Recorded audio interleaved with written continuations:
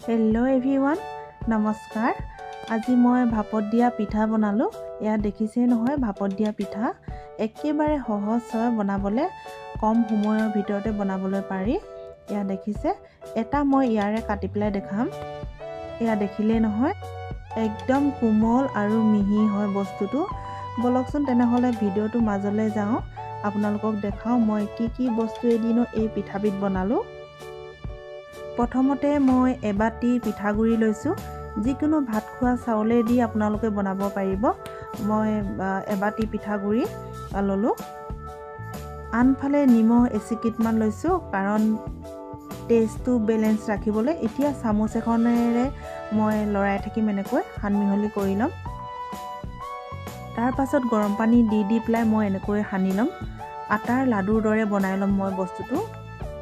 কুহুমীয়া গৰম পানী দিলেও হ'ব। এয়া দেখিলেই নহয় মই আটাৰ দৰে মুঠি পেলালো। একেবাৰে মানে সহজ হয়, বনাবলৈও সহজ। এয়া হৈছে পিঠাত দিবলগীয়া পুৰটো হ'ল নাৰিকল আৰু গুড়। তাৰ লগত মই অলপ ড্ৰাই ফ্ৰুটছ ছটিয়াই দিম যাতে খাবলৈ ভাল লাগক। সেইবাবে ড্ৰাই ফ্ৰুটছকেইটা মই সৰু সৰুকৈ কাটি ল'লোঁ। কাটি পেলাই এনেকৈ মই মিক্স কৰি ল'ম। মিক্স কৰি ল'লে বেছি ভাল হয় আৰু তেতিয়া গোটেইকেইটা পিঠাতে পৰিব। এতিয়া মই অলপ ঘি দি পেলাই হাতত লগাই লৈছোঁ যাতে পিঠাকেইটা বনাওঁতে হাতত লাগি নধৰে, সেইবাবে ঘি লগাই ল'লোঁ। এতিয়া আটাৰ দৰে মই এটা এটাকৈ লাডু বনাই লৈছোঁ। লাডুকেইটা মোৰ 6টা হৈছে। 6টা পিঠা হ'লে যথেষ্ট বাৰু, যিহেতু আমাৰ ঘৰত ইমান মানুহ নাই। এয়া মই আটাৰ নিচিনাই বহল টাইপৰ নিচিনা কৰি লৈছোঁ। একেবাৰে চেম টু চেম আটাৰ নিচিনাই কৰিব লাগিব, কিন্তু ৰাউণ্ডটো সৰু হয়। এতিয়া মই ইয়াতে দি দিম সেই পুৰটো, যোনটো নেকি গুড় আৰু নাৰিকল দি পেলাই বনাইছিলোঁ। সেই পুৰটো মই এনেকৈ দি দিম। দিয়াৰ পাছত সাৱধানে কিন্তু অলপ মেৰুৱাই দিব লাগে যাতে ফাটি নাযায়। আৰু অলপ ডিজাইন দিবও পাৰে, মই কিন্তু ডিজাইন একো দিয়া নাই, জাষ্ট হাতে এনেকৈ মেৰুৱাই দিছোঁ। আপোনালোকে নিজৰ ইচ্ছামতে ডিজাইন কৰি ল'ব পাৰে, মই কিন্তু ডিজাইন কৰা নাই, এনেকৈ মেৰুৱাই দিছোঁ। এতিয়া এখন প্লেটত মই এনেকৈ থৈ যাম আৰু গোটেইবিলাক মই এনেকৈ কৰি ল'ম। এয়া গোটেইবিলাক মই এনেকৈ কৰি পেলালোঁ। দেখিছে নহয় 6টা পিঠা একেবাৰে মানে চেম টু চেম একেই বনাই পেলালোঁ গোটেইবিলাক। এতিয়া মোক লাগিব এটা ষ্টিলৰ বাট থকা খৰাহী। এয়া দেখিছে নহয় বাট থকা খৰাহী। আনফালে চচপেনত গৰম হৈ গ'ল পানী, তাৰ ওপৰত মই এই বাট থকা চচপেনটো ইয়াৰ ওপৰত দি দিম। এয়া দেখিছে নহয় চচপেনটোত কিন্তু মই অলপ তেল সানি লৈছিলোঁ। তেল সানি ল'ব আপোনালোকে।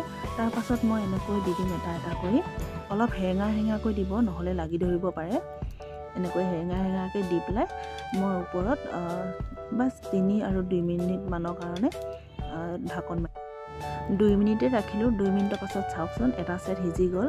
এতিয়া মই আপোনালোকৰ আগতে মই লটিয়াই পেলাই দেখাইছোঁ। চাওক এনেকৈ ইমান সুন্দৰ হৈছে দেখিবলৈ আৰু একেবাৰে সিজি গ'ল। আৰু আন এটা ছাইড সিজিলে বুলি ক'লে মোৰ ৰেডি হৈ যাব।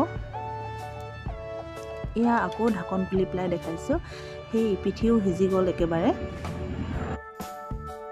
এয়া চাওক মই গোটেইবিলাক এখন পাতত উলিয়াই পেলালোঁ।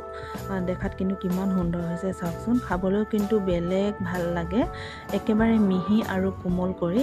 বাছ 3 আৰু 4 মিনিটমান অকল সিজালেই হ'ল আৰু যথেষ্ট গোটেইখিনি সম্পূৰ্ণ টাইম লাগিব 5 মিনিট। 5 মিনিটতে ৰেডি হৈ যায়।